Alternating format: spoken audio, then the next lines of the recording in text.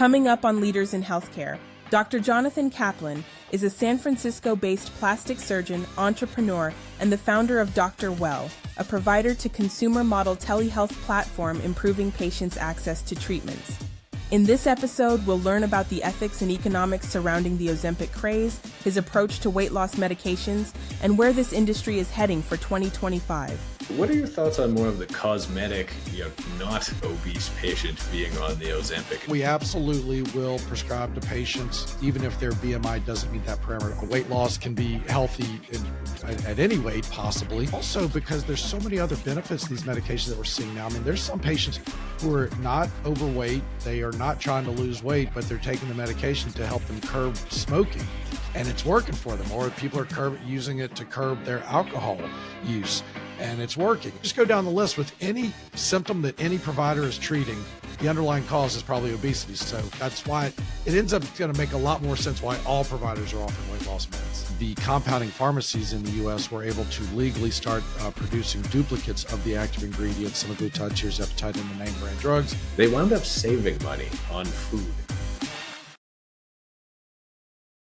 I mean, for you, what your background's obviously in plastic surgery. How did the pivot wind up going towards the weight loss side of things and like the digital therapeutics? Right. Well, so I'm still a plastic surgeon, still operating. I have my own cosmetic office-based operating room in my practice here in San Francisco. But as you're going to find with a lot of providers across America, North America, that if you might be tempted to judge a book by its cover, like why is that provider offering weight loss drugs? So I'll tell you about why I got into it, and then I can quickly explain why this is going to actually be something that all healthcare providers in America are going to be doing. So specifically with plastic surgery, we noticed a few years ago, we had our patients who were coming in for consults for tummy tucks and other body contouring procedures.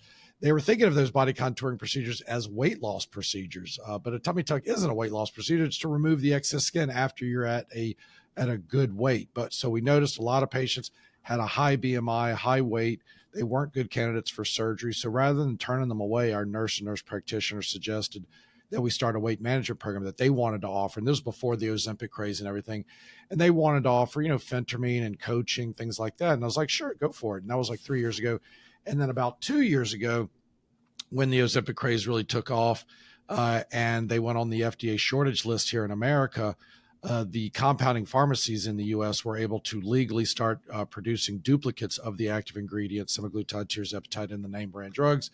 And so then a few TikTok viral videos later, our weight management program blew up in our practice. And so still operating, but still doing a lot of weight management, helping patients get down to their goal weight in anticipation of surgery or just losing weight, which is great too. And what I was saying about other providers is that, this company I built, Dr. Well, which we can get into more in a second, we have other providers using our platform to help with weight and wellness programs. And so we have dermatologists using the platform. And so you're thinking, well, why is a dermatologist offering weight loss drugs? Well, because one of the most common causes of acne is obesity. And then you just go down the list with any symptom that any provider is treating, the underlying cause is probably obesity. So ear, nose, and throat doctor treating sleep apnea, instead of a CPAP machine, help them lose weight.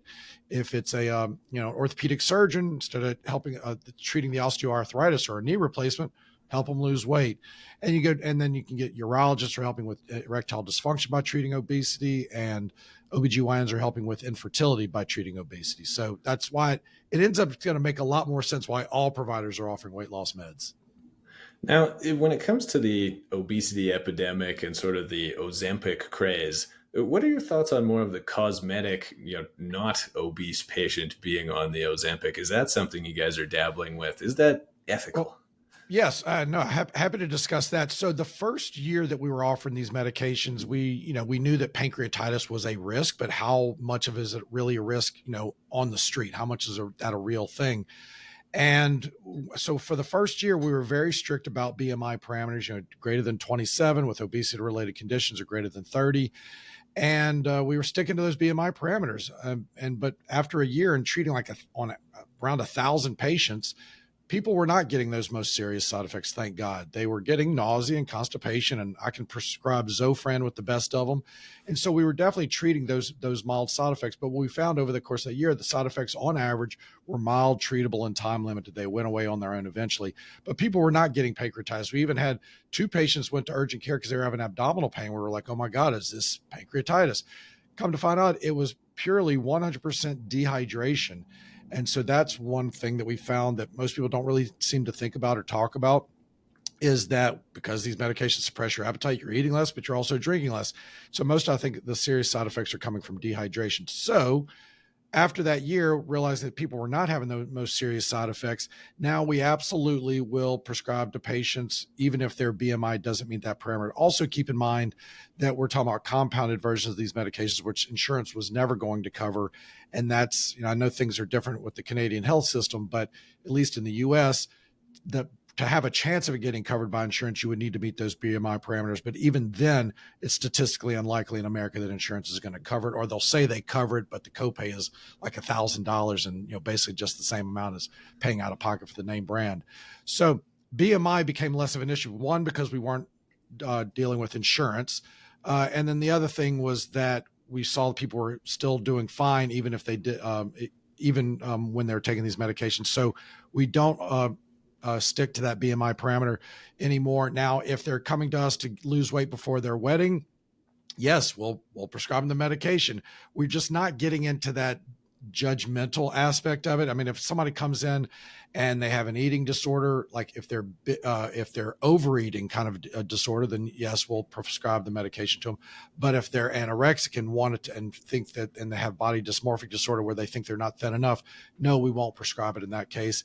And other medical issues, if they have a family history of medullary thyroid cancer, of course not. That's a black box warning with the FDA. But also if they've had pancreatitis specifically due to these medications, then we won't prescribe it. But if they've had gallstone pancreatitis, totally different etiology, then yes, we would prescribe it to them. But yeah, no, I know that is an ethical discussion, and I'm comfortable in saying that we prescribe these medications to people even if they don't meet those BMI criteria, as long as the rest of their medical history is optimized. This podcast was brought to you by Cherry Health, the healthcare jobs network with over 35,000 jobs across Canada and the US. Physicians, nurses, pharmacists, and all other healthcare professionals can sign up for free. Start connecting, messaging with colleagues, or checking out job opportunities posted by thousands of employers across North America. With dozens of healthcare-specific job filters and search options, we make it easy to advance your career, find your dream job, or line up your next locum with thousands of new jobs posted every week. www.cherry.health to get connected today. It's an interesting topic of debate because we do a lot for just cosmetic outcomes. And actually, I don't really know a whole lot about your plastic surgery side of your career. Is it more medical, reconstructive? Is it more cosmetic? Like a lot of plastic surgeons, it was reconstructive early on, but now it's 100% cosmetic. Eyelid lifts, neck lifts, breast augmentation, tummy tuck, liposuction, mommy makeovers, things like that. Yeah. And so we didn't really cover this much in the green room here, but I'm also, one of my other many hats is the medical director for my wife's Medi Spa. Okay. She's like the nurse injectionist. And so the cosmetic side of the Ozempic usage, it's not something I have pulled the trigger on yet. And I don't know. I've just kind of been like, I haven't really convinced myself one way or the other. I've been on the fence. Like on the one side at the weight loss center, we use it a ton for the patients with the BMI criteria. And then on the other side, it's like all the different things that we have to offer to patients for the cosmetic outcomes and how happy they are and just how productive that can be for their confidence, their self-esteem, their mental health even. And then there's sort of just this vacancy on the weight loss side of things where the counseling around weight management, diet and lifestyle and exercise goes so far versus perhaps having that bit of a boost for somebody who's not in that obese category can still really benefit quite tremendously, I imagine. Right. And also we do include coaching with it. And even when you mention cosmetic weight loss, I don't really think of it like that because, weight loss can be healthy at any weight possibly. But also because there's so many other benefits to these medications that we're seeing now. I mean, there's some patients who are not overweight. They are not trying to lose weight, but they're taking the medication to help them curb smoking. and it's working for them, or people are using it to curb their alcohol use and it's working. And there's data out there showing like that the alcohol use disorder, that these are very effective. So that's the other thing that's kind of hard to really tell patients. First off, it's human nature to say, well, if there's this, I'm exercising, I'm eating right, but I'm still not able to lose that 10 or 15 pounds I want to use. It's kind of hard for humans to say, oh, there's this really great new medication that will help me achieve my goals, but I'm not going to do it because it's only for obesity and type 2 diabetes. So it's really hard for human nature to avoid taking that opportunity. But the other thing is that it's really kind of we're recognizing how beneficial this is for so many other ailments, that even if patients are eating right and, but that, that's the food supply chain, maybe there's just too many high, carbs and highly refined carbs, and you can't really get away with it, and that's contributing to it. And that these medications can help them with that weight loss, but also with all those other issues that they may be experiencing. Then it's really hard as a healthcare provider to say, I'm not going to help you. And again, if it's all about the risk benefit ratio, and if there was an increased risk of pancreatitis, like a significantly increased risk of pancreatitis with these medications, then no, I wouldn't be prescribing it to those patients unless they met those BMI criteria and things like that. But that's just not the case. How are you finding the tolerability? Like, from my experience seeing my patients, it doesn't seem like a fun medication to be on. Like, it's often unpleasant. After a while, usually they wind up getting used to things, but there's a big subset of the patients that are just like, this sucks. I don't know if I can keep on with it. I guess there are, but it's also, we've offered other weight loss meds and other treatments and things like orlistat or phentermine, and people are much more miserable on those. Orlistat gives them terrible diarrhea. Phentermine makes them feel very anxious. And so I'm not denying that people have nausea or constipation with these medications, but in our patient population, that is resolving really quickly. And if they are having it, we don't just call them in a prescription for Zofran. We just mail them some Zofran. We mail them magnesium tablets. We coach them on treatments for constipation. Or if they're having sulfur burps, we'll just send them the ginger chews. So we do try to support them that way, and that's kind of included in their monthly subscription for the medication.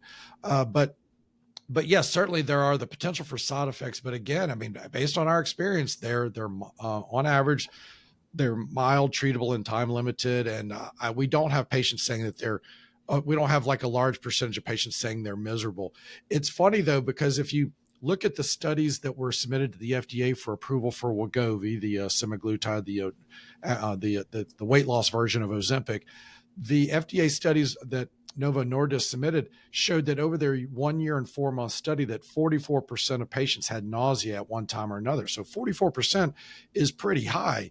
But then when you delve into that and you look at how many patients were actually driven to quit because of the nausea, it's only 1.8%. So it's actually really, really small number of patients that actually have to quit because of the side effects, nausea being the most common. That being said, I do think it's funny when I read the different the readouts, they'll say that, people had GI distress, that it was mild to moderate in nature.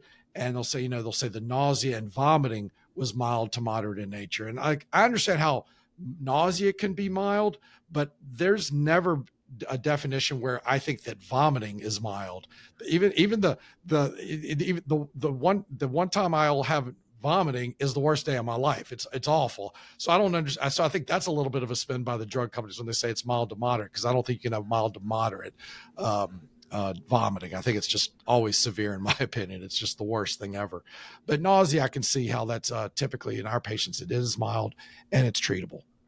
Yeah, 100%. Like, if you're throwing up once here and there, that's still one way too many. And I guess then the other side effect being on the pocketbook, the bank account. But I actually had a patient kind of hilariously explain to me, this was probably a month ago, they wound up saving money on food overall. It had enough to offset the actual cost of the semaglutide, which I was like, that is a fascinating perspective. As well, the quitting drinking, you're really reducing that alcohol intake as an effect of it. It's so true. We actually spend. Yeah, I'm sorry to interrupt. Yeah, we created a graphic in our practice based on our patients' feedback. We sent out a survey asking them, look at your Instacart, your Uber Eats, your grocery bill receipts, and look at those, add those receipts up from before you're on the meds to after you're on the meds. And they absolutely were saving money on food, and not necessarily saving as much as the cost of the medication each month, but it was certainly allowing them to allocate those resources that they weren't spending on food onto these meds. And again, if you talk about in the U.S., the name brand drugs are all over $1,000 a month if you pay out of pocket without insurance coverage. When we get it through the compounding pharmacy, we're able to offer it to patients from anywhere from $500 to $600 a month for semaglutide and tirzepatide, respectively. And I'm not saying $500 to $600 a month is cheap, but it's certainly less than over $1,000 a month. And we make it much easier for them to get because it's on shortage. They have to drive around sometimes to different states looking for a pharmacy who has it in stock. Whereas with us, because we're getting from the compounding pharmacy, we're able to ship it to the patient's door. And so there's some convenience in that, and it's still less expensive than the name brand. But I'm curious about in Canada, what are the prices there, and is compounding pharmacy an option in Canada?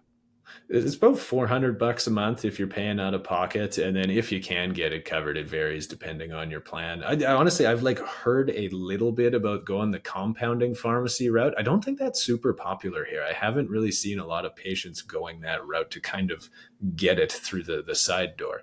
Well, if the name brand is $400 there, then there's probably less of an incentive for the compounding pharmacies. There's not a whole lot of margin for them to go through all the effort of getting licensed to create the compounded version and then sell it. Because if they're only selling it for $350, people may just say, well, I'll just pay $400 for the name brand. So is the compounding pharmacy route, is that a financial benefit, or was that a way to get around the shortage of just the actual pens of Ozempic TM themselves? Right. No, so it's definitely a thing with the FDA that if there's any drug that is on shortage, it's not just weight loss drugs, but if there's any medication that's on shortage, the FDA, in their wisdom, still wants Americans to be able to get the medication they need. So they legally allow the compounding pharmacies to make a duplicate to get around and to get around that shortage, to fill that void that the big pharmaceutical companies can't fill themselves.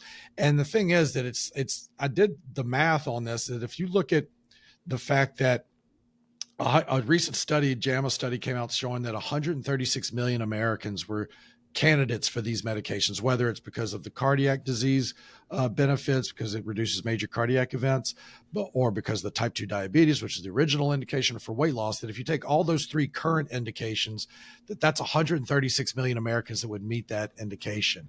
And if you take all those Americans and they're all on this shot once a week, 4 times a month, 12 months out of the year, that would require 26 billion with a B, 26 billion injections a year to just keep up with that demand. And we're not talking about the future indications for fatty liver, chronic kidney disease, alcohol use disorder, maybe Alzheimer's, sleep apnea, osteoarthritis.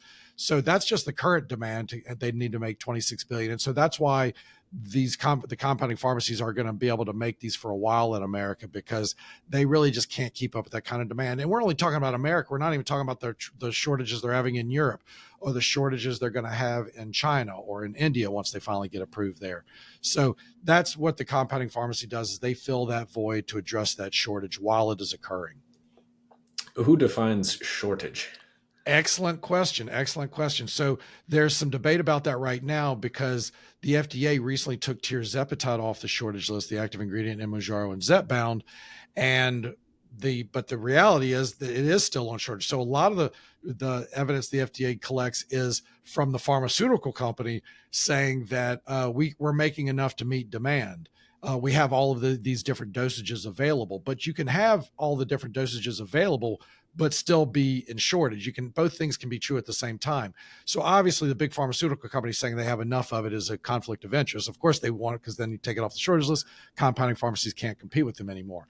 But the FDA recently took off tirzepatide off the Outsourcing Facilities Association, which is the 503B pharmacies in America, which is part of the Food and Drug Cosmetic Act legal code, what defines a 503B compounding pharmacy. But anyway, the OFA sued, saying this is still on shortage. You can't make this unavailable for compounding pharmacies. Because the thing is that once you turn away millions of Americans from using the compounded version, they're going to go and scramble to try and get the name brand, which is going to just put it all on shortage again.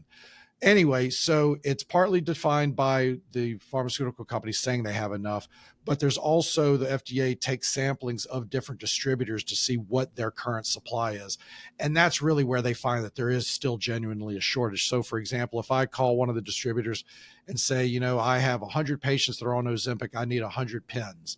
They'll say, oh, I can allocate 2 pens to you. So it's available, but not enough to meet demand. So there's a lot of partially good and partially bad data that goes into making that decision that the FDA determines whether things are on shortage or not.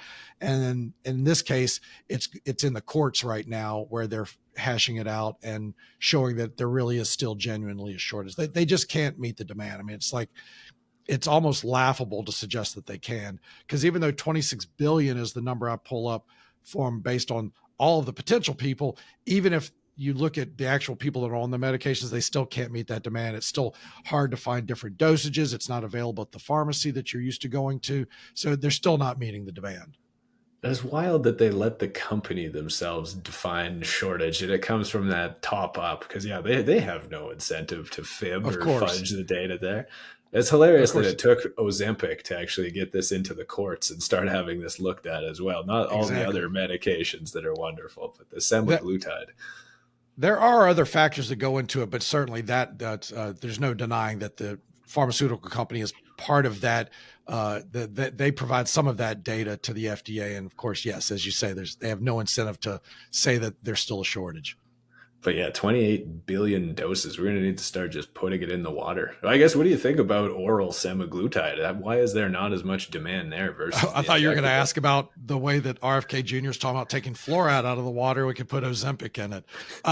But as far as oral semaglutide, yeah, a lot of patients are really surprised. They're like, why are you talking to me about once a week injections when there's an oral pill? Why wouldn't I just take the oral pill? And I explained to them, I was like, this isn't anything new. It's the name brand is Rybelsus. It's on the market in the US, but it only comes in 7 and 14 milligram tablets. And it works for type 2 diabetes. But it just does, there's not enough bioavailability. Too much of it is destroyed in the stomach. So it just does not work for weight loss. It may have a place for maintenance once you get to your goal weight after using the weekly injection. But the thing that really has surprised me also, aside from the fact that, this oral semaglutide just doesn't work for weight loss, is that patients really are turned off by the idea of it being a daily pill. Like they were thinking, okay, Ozempic is a weekly injection. Oh, maybe the pill is a weekly pill, but it's not.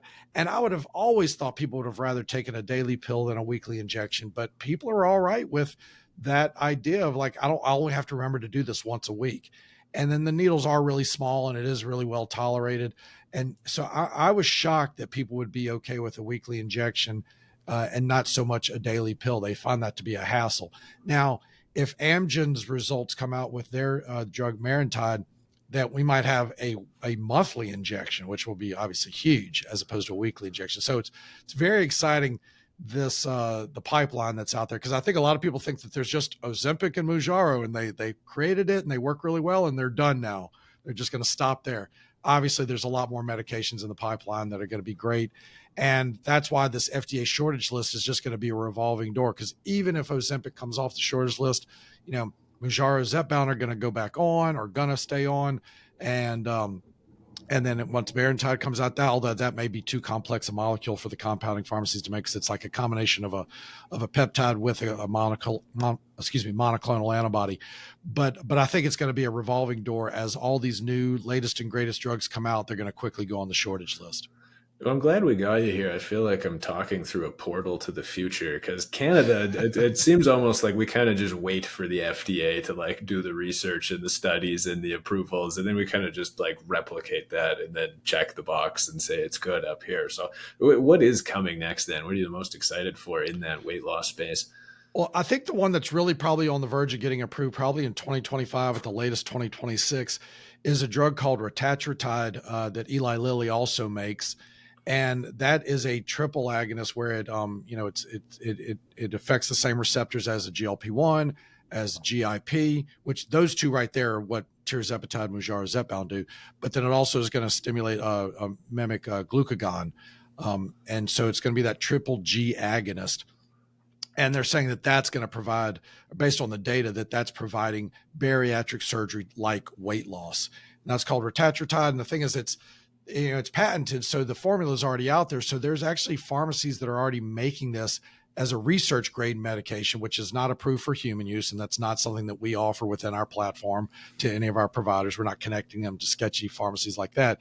But retatrutide is already available as a research grade molecule, and humans can buy it, and they're not supposed to use it, but they, if they buy it, they can do whatever they want with it.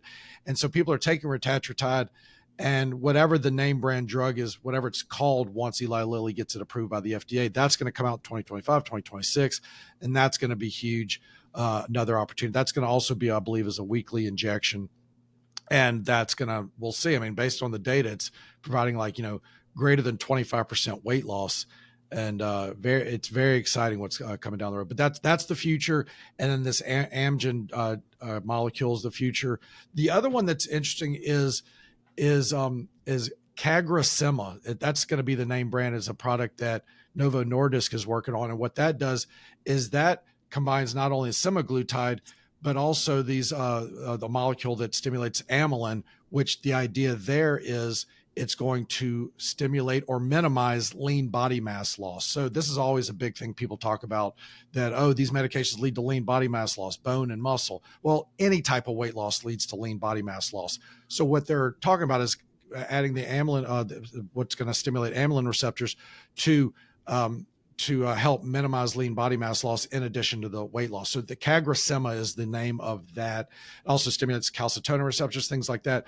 But so that's kind of the idea, is that's the other big future benefit, is that they're going to combine the ability to minimize lean body mass loss with the weight loss, which is huge. That's very exciting. So I would say retatrutide, maritide, and CagriSema are the big future players. 20% weight loss too. That is wild for a medication. 25% or greater. 25. Like right now, Mounjaro Zepbound is already about 20%. But yeah, these newer drugs, at least 25%. Yeah, very exciting.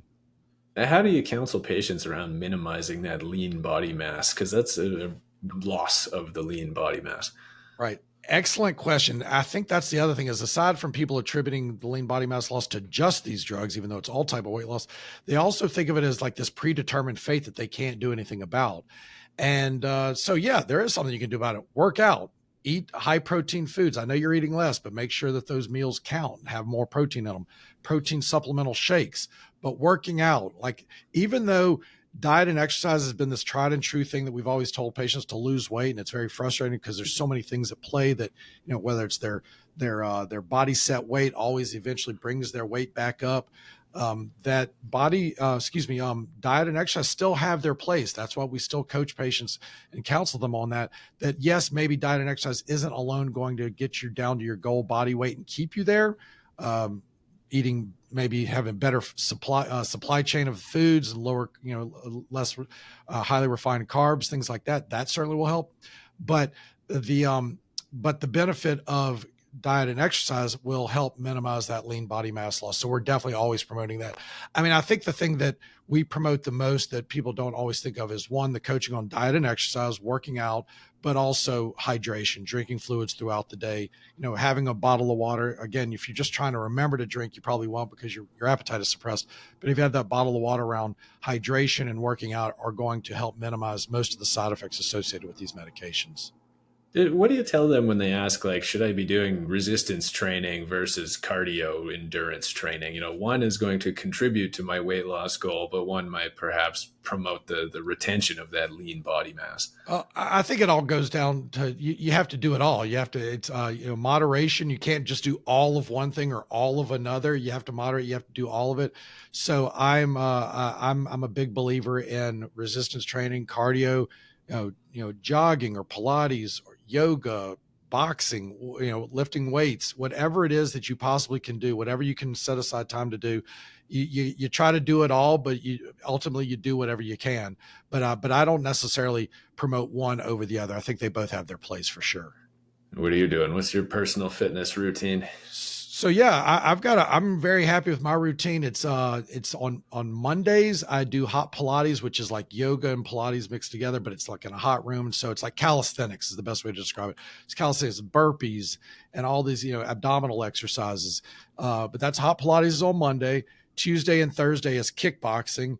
which is boxing and kickboxing. And that's great. And it's like I go to a real gym with like a ring and everything, and I have a trainer. It's incredible. And that's Tuesday, Thursday.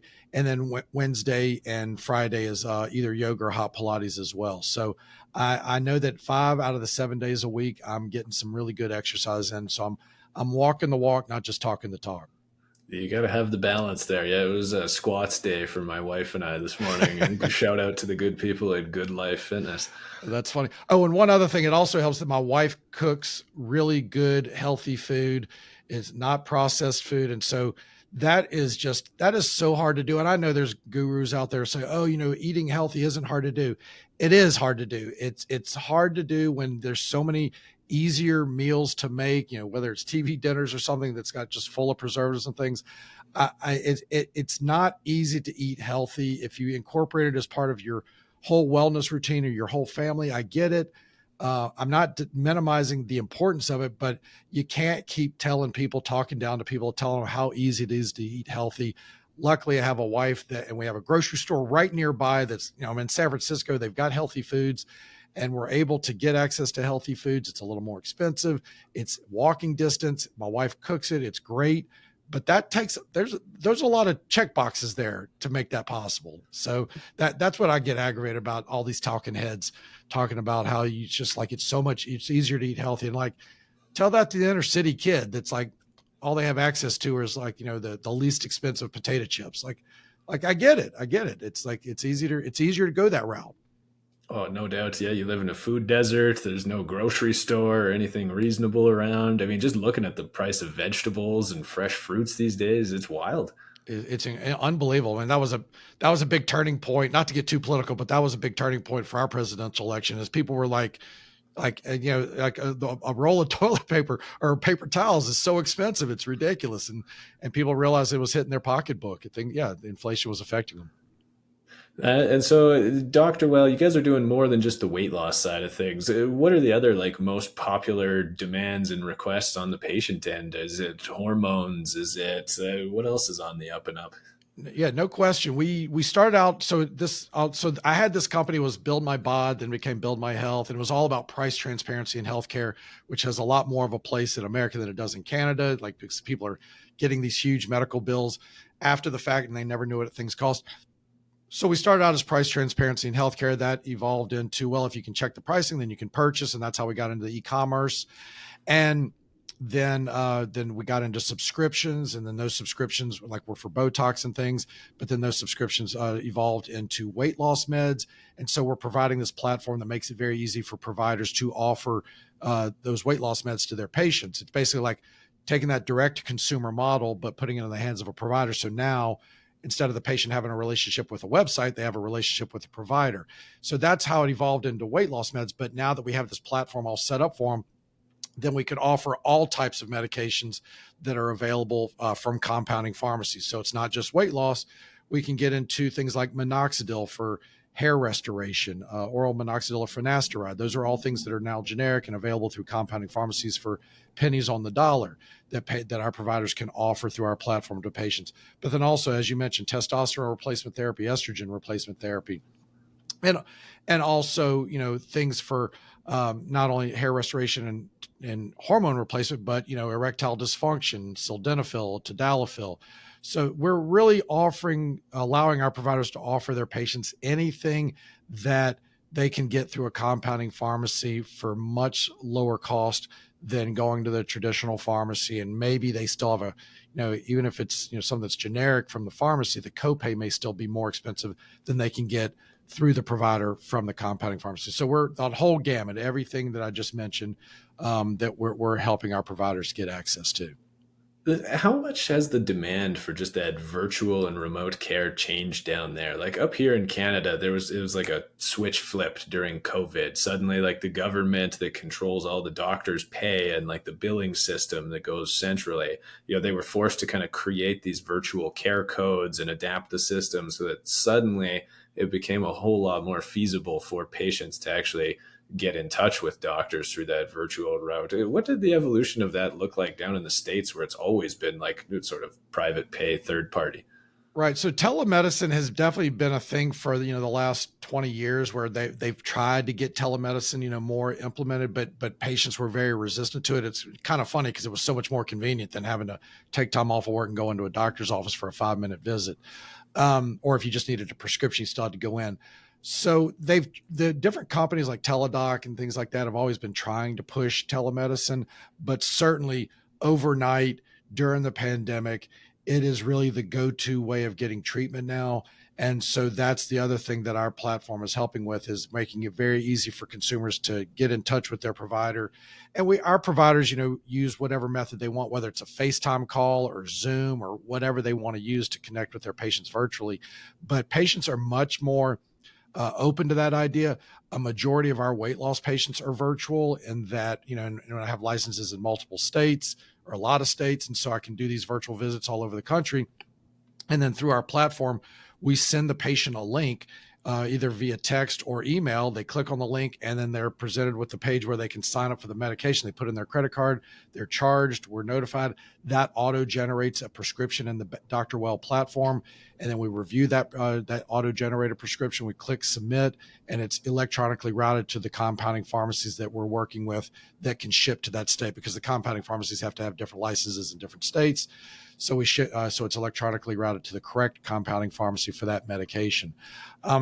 So all of that process on the back end, that's virtual, that's electronic, that's automated, that makes it so much easier to provide this virtual care on the front end to the consumer. And the consumers love it. There's a lot of providers out there that say, oh, well, I want my patients to come in every week for their injection. I want them to come in every month to pick up their medication, because they're thinking, oh, that foot traffic to come in the office, they'll get other services. And I understand that business model, but the thing is, you're going to turn away a lot more patients than foot traffic you're going to get. You're going to turn away a lot more patients who are looking for that 100% virtual experience. And so if they don't feel like coming into your office to get those injections or to pick up their medication, they're going to come find a provider like me that they can do it entirely virtual with. And then, you ship the medication to them, and it's making it so much easier. It's increasing access. Now, people will say that's leading to overuse of the healthcare system. Well, you got to decide what you want. Do you want increased access, or you want them to have less access so there's less overuse of the healthcare system? Obviously, you'd like to find some moderation there, but I mean, we're increasing access, and our platform, because we're connecting patients to an actual provider's office, we're also providing that continuity of care that they're not getting from the direct consumer model. And which is certainly leading to the fragmentation of healthcare. We're trying to get it back to that doctor-patient relationship. And then the critique of the virtual care model is often like, okay, this is an incomplete examination. You haven't been able to poke and prod at the patient. And this is sort of like the buzz from more of those traditional doctors that are doing the clinic model. No shade here. I've been like pretty much exclusively virtual. No question. Since the pandemic. I think the last person I actually saw in real life was like a mid-flight emergency. It was like, oh, a patient. I haven't actually touched somebody in a long time. But like, what do you say to those people that are still critical of like the adoption of technology into that care model? Well, I mean, they'll phase out. That generation will phase out. And obviously, I'm not critical of the entire generation, because there's a lot of very forward-thinking people in those older generations. I mean, I think of my father, who was a general surgeon, that even though he was in the mid to latter part of his career, he picked up laparoscopic surgery. He saw that as the future. He went back and he learned that. So it's so not all older providers are as resistant to learning. A lot of them recognize where the future is going, and so they pick up on those things, and they recognize the benefits, and that there is a cohort of patients that are perfectly suited to virtual care. And while, they might say, oh, but you might miss something. Well, when you're talking about population health, you're talking about the good of the overall population. You're not saying that you're going to eliminate every potential side effect or problem with every single patient. You can't do that. You're only going to mitigate or minimize it. So I think that you take the situation and you learn from it. So personally, as I mentioned earlier, we were very strict about BMI criteria, but we looked at our data and nobody was getting pancreatitis. So that's why we opened it up to patients who wanted the medication that didn't certainly meet the BMI criteria. Another way that we've taken the data and learned from it is that we were requiring everybody to get lab work before they started the medication. We wanted to know, and what we found is that, yeah, that was fine to get the lab work, but we didn't necessarily need to have the lab work before they started. So now We absolutely still get lab work on everybody, but we don't necessarily make them wait to get started until we have the lab results. Like, we make sure we get the lab results within about a month after they start. And the reason that is because I noticed after a year, all these people were getting lab work on or making them wait on lab work, that nothing in their lab work was precluding them from taking the medication. We still wanted the lab work. We still needed to know if they had an underlying condition they weren't aware of, that they needed to follow up with their primary care doctor about. But if they had some anemia, that wouldn't preclude them from taking the medication. They need to get worked up for anemia, though. If they had some abnormal figures in their liver or their kidney panels, well, these medications actually help reverse some of those things if it's, due to fatty liver or chronic kidney disease. But certainly if they weren't aware of it, they need to follow up with their provider. If their hemoglobin A1C was abnormally high, well, these medications, of course, originally indicated for type 2 diabetes, is the treatment for an abnormally high hemoglobin A1C. And with TSH, you're not going to diagnose somebody with medullary thyroid cancer because all of a sudden they get a high TSH. They know that from family history or a nodule or something. So again, this all goes back to my point that's why older doctors, we all have to continue to learn from the existing data that we have. And as that data evolves, our recommendations evolve. And so as we learned that the lab work wasn't changing whether we started them on the medication or not, we still got the lab work, but we wouldn't necessarily wait on the lab work for them to get started. And so that's what all providers need to continue to do. Like what you learned in med school doesn't always hold up 20 years later. It's so true. Like just the demand from the patient side, or not even the demand, but like I see this all the time with starting them on like a mental health medication. It's like, okay, well, we can wait and bring you back. But like you've got that sort of window of opportunity there where the patient is receptive to getting on the treatment and they're like, okay, I can see the path forwards here. Like how many of those sort of artificial roadblocks do you want to put in the way between them and then hitting their goals? Exactly right. No, it's so frustrating to the patient because because they don't understand all the fundamental knowledge you have as a healthcare provider. So they're not looking at all those different potential what ifs that you have in the back of your mind. They just like, I need some help. Are you going to help me or not? And if you don't give them the help in a way that you think you're going to be the most responsible about it, they're going to go to a different provider who's maybe not going to be as responsible. But tell me a little bit more about Dr. Well then, in terms of like the model powering it. So we're going to see if RFK Jr. here in his crusade against the pharma companies and that like direct to consumer model winds up going the way of the dodo. But you guys are like very heavily entrenched in terms of the provider to consumer model. Right. Yeah. So the direct consumer model, which the big ones here in America, it's just basically a direct consumer when it comes to healthcare. It's when the consumer can go online and sign up for medications pretty easily. And that's great. They're increasing access. They're making it easy for the consumer to interact, to get access. But the problem is that with that direct consumer model, I'm talking about companies like Roe or Roman, Hims, Hers, companies like that are big in the States, that the consumer can go on and fill out a questionnaire, and they call it an asynchronous consultation. And then some type of healthcare provider that's paid as an independent contractor reviews that questionnaire and says, okay, they're a candidate for hair loss or candidate for, weight loss meds, whatever. And then then that direct consumer website gets the medications sent to the patient. So that increases access to the consumer, but the problem is the patient's relationship is with a website, not with a real healthcare provider. And that's what we're doing at Dr. Well, is we're taking that technology that makes it easy for the consumer to get access, but we're putting that in the hands of the provider so that the consumer can sign up more easily and not have all those roadblocks that a typical provider would have, where, the provider might say you have to come in and then we, take your credit card, we hold the credit card number and we charge you each month for your subscription. Those are very manual processes. So we're taking all the automation and technology that might be associated with the direct consumer DTC model and applying it to the provider to consumer PTC model, which is a new space that we invented. We invented the terminology PTC, provider to consumer. And so the consumer gets access to the provider through either our provider finder website on drwell.com, or just the provider has their own practice and they have their own existing patients. They send out an e-blast to them, letting them know they're offering weight loss or NAD or other peptide injections. And So they meet with that patient either virtually or in person. And then, as I described earlier, instead of taking a credit card or having to charge it manually, the provider just uses our platform to send the patient a link. They sign up for that medication. They're automatically charged. We handle all the merchant processing. We do the subscription each month, the charges each month.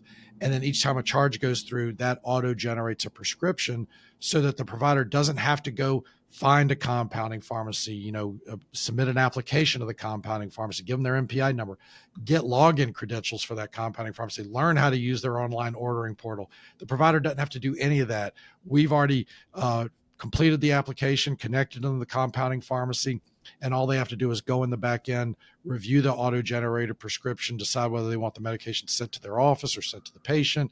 They click submit, and then we electronically route that to the compounding pharmacy, as I mentioned before. But you can see all the different potential manual steps in all of that the provider just can't scale up and see as many patients as they'd like.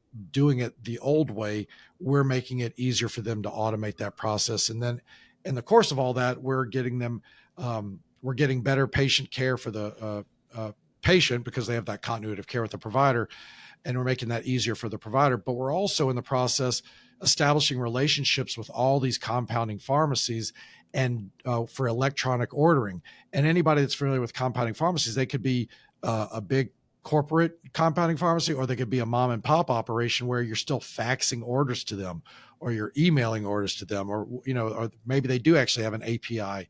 So what we're doing is that we're meeting the compounding pharmacies on their terms, and we're finding a way to securely electronically submit those prescription orders to them, whether it's encrypted, whatever the encrypted channel is, whether it's an API or not. But we're forming this, basically we're becoming a clearinghouse or a hub to electronically place orders with compounding pharmacies across America. And you think of your typical EMR, they may already have electronic prescription submission ordering with like the traditional big box pharmacies like CVS, Rite Aid, Walgreens, places like that. But when it comes to compounding pharmacies, nobody really has that in place. And that's also another aspect of what we're doing here at Dr. Wells. We're becoming that centralized location where you can electronically submit orders to any compounding pharmacy across America. And that kind of network does not exist today, except in our hands. It was fascinating how it works down there, just in terms of the back end. Like Right. I don't know, up here, we're particularly bad on the front end. Like when you think about the element of customer service in healthcare in Canada, it just does not exist. And so you guys are really like knocking down those barriers, the convenience factor, making it easy for the patient, while at the same time, like keeping those safety checks and that attachment with the provider in place. So you're not like completely eroding the fabric of healthcare and just giving everybody straight access to whatever they want, like it's picking it off a shelf. But then that back end of like, the stuff that we don't even think about here, like in a primary care setting, of like the billing and like how all of that goes through, really like connecting the logistics ends.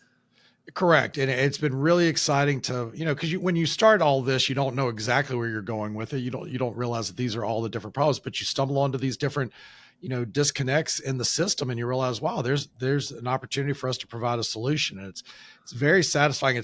It's really fun to have all these epiphanies, these moments, these light bulb moments where you realize, oh, that's something we can solve for. Oh, that's something we can solve for. And to some extent, you're kind of surprised that we've gotten this far and nobody has come up with a solution for so many of these disconnects within the system. It's kind of amazing. Every once in a while, there's like sort of an incremental change, but it really takes something special to get that stepwise, just 10x magnitude order improvement in a process. Exactly right. The compounding pharmacy side of things, is that the secret sauce driving it? Is just like making it accessible and affordable for the patients? So I think that's something that people really don't get. And that's one of the silver linings of this Ozempic shortage. Obviously, a shortage of medication is always a problem. But if you want to look at the silver lining, it has allowed compounding pharmacies to come in and fill that void. And it's making compounding pharmacies a part of the conversation, because just like y'all may not be as familiar with compounding pharmacies up in Canada, there's a lot of Americans who have no idea what a compounding pharmacy is. And they may have even gotten medication for their pet before and didn't realize that was coming from a compounding pharmacy, similar to a compounding pharmacy that's used for humans. So that's one of the things that's really helped improve and increase the educational aspect of letting people know, informing people of what a compounding pharmacy does. But as they learn about compounding pharmacies, they're going to realize, wait, there's this other avenue where, yes, I have to pay out of pocket for it, but it's still significantly less expensive and easier for me to get these medications. And it may even be less expensive than the copay for the name brand drug or even the generic. So that's something that I think not just consumers, I should make it clear that providers also didn't quite understand what compounding pharmacies were. But there's, over 5,000 compounding pharmacies in the US. It's not like there's like 3 and just nobody knew about them. So that is really the secret sauce, is the compounding pharmacies are going to give more patients more access to less expensive medications that they knew existed before. And it's not just medications. It's also like topical creams, there's a lot of people who get like CBD creams, for back pain that people swear by, or these topical numbing creams that people are using in aesthetic practices. That compounding pharmacies produce all these things.